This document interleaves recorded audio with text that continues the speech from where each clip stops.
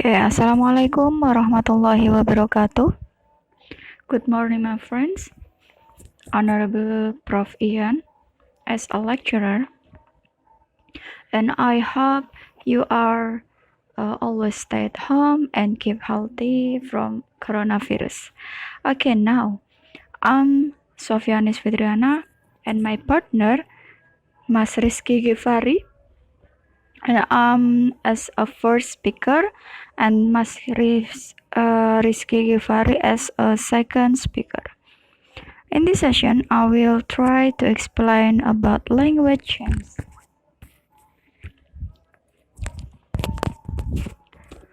Language change is the phenomenon by which permanent alterations are made in the features and the use of a language over time. All natural languages change, and language change affect all areas of language use. Types of language change include of sound changes and lexical change, semantic change, and also syntactic change.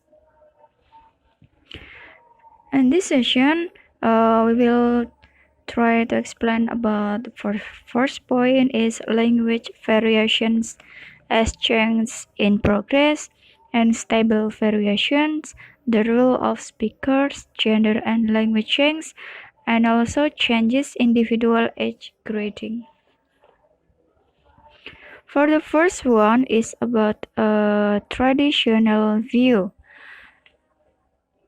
The only changes that are important in a language are those that can be demonstrated to have structural consequences. For example, varieties of English in the vowels of meat and meat, horse and horse. It's almost same in the vowels. This is about the traditional view of language. Consequently, over a period of time, a distinction between two sounds may be lost in a language, as occurred historically in most varieties of English in the vowels of meat and meat, or horse and horse. So we can find instances of phonemic coalescence, situation in which a contrast existed at one time, but later was lost, and instances of phonemic split, situation in which there was no contrast at one time, but a contrast developed. Changes in language may be systematic or sporadic. The addition of vocabulary item to name a new product. Even some phonological changes are sporadic. For instance, many speakers of English pronounce that catch to rhyme with wretch rather than hedge. It's almost same in the phonological changes. The causes of language change have been set aside during most of the time in which historical linguistics was studied. Language change doesn't only involve changes in the grammar, it additionally involves changes in the lexicon to both the meaning of existing words and the formation and borrowing a new word. The second is about externally motivated change.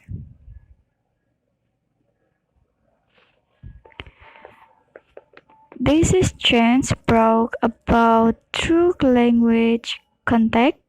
Changes that occur through borrowing from other dialects or languages are often quite clearly distinguishable. For example, the skull or schm beginnings of shoots or stomach or chin with the G pronounced like s, like that. This relation doesn't necessarily involve speaker communities of two distinct languages, but can also occur between speaker subcommunities that are different in gender, age, geography, or social class. Borrowing is a major component of Borrowing is a major component of every language in both lexicon and grammar. The most common cause of borrowing is prestige. A certain language community is perceived as prestigious by another language community, and therefore the latter borrows linguistic elements from the former.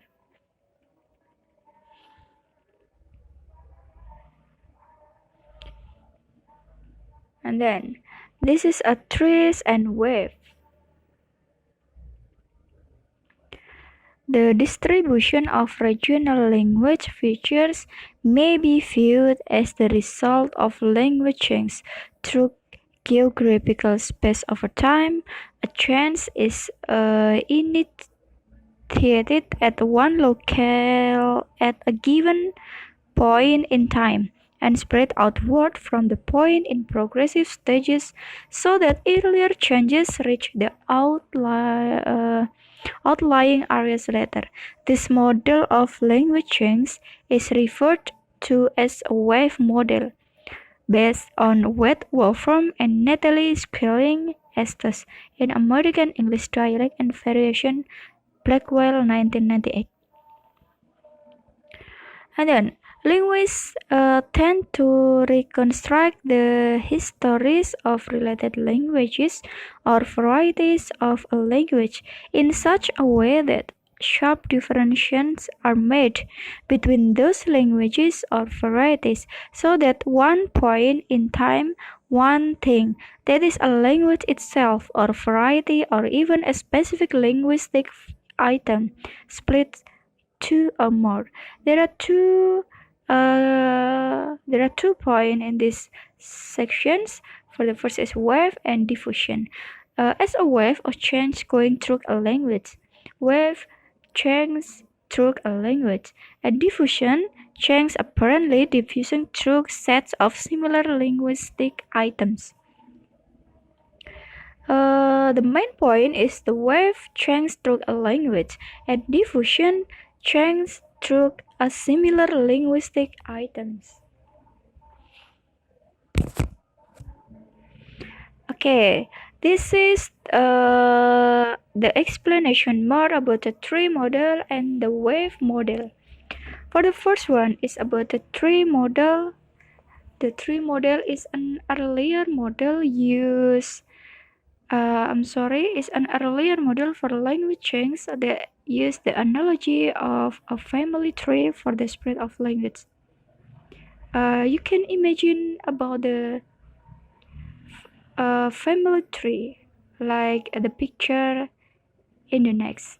The family tree view focuses on the consequences of change and particularly an internally motivated language change.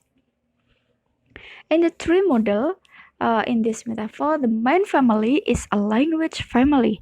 The members are languages, and the birth kinship of people are genetic relationship between languages. In this model, the biological or sociological circumstances of the speaker are completely irrelevant. So the relation between one member to other are very irrelevant in a language change. For the next is the wave model. The theory was created as a substitute for the tree model, as the tree model could not explain the existence of some characters. It's stated by German linguist Johannes Kimt, 1872.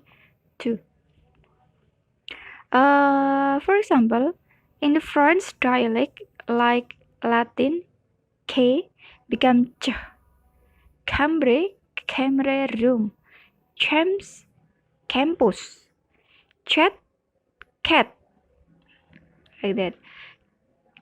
In English, camera by K, but in French dialect become ch, chambre. chat, like that. In the wave model, it spread outwards from the point in progressive stages until it later reaches the outlying areas later. It argues that different innovation at different rates, different directions, it has a new aspect of language innovation or a new combinations of languages features is initiated in one place at one time. Please look at the circle. There are 4 circles. Innovation A related with innovation B, and then innovation B related in innovation D, and also with innovation C. This model presented by Johannes Kimt, where the circles are diachronic and get bigger over time. The center is the point of maximum effectiveness. This is innovation B. Innovation B become a center of point and will be get a bigger shape and maximum effectiveness. It spread from their centers. They become less effective and dissipating at maximum time and distance from the center. The greater is between circles, the less they have in common language, are to be regarded as impermanent sets of speech habits that result from and stay prevalent in intersections of circles. The it can conclude that while the tree model requires definite stable language, then the wave model instead regards languages as impermanent collections.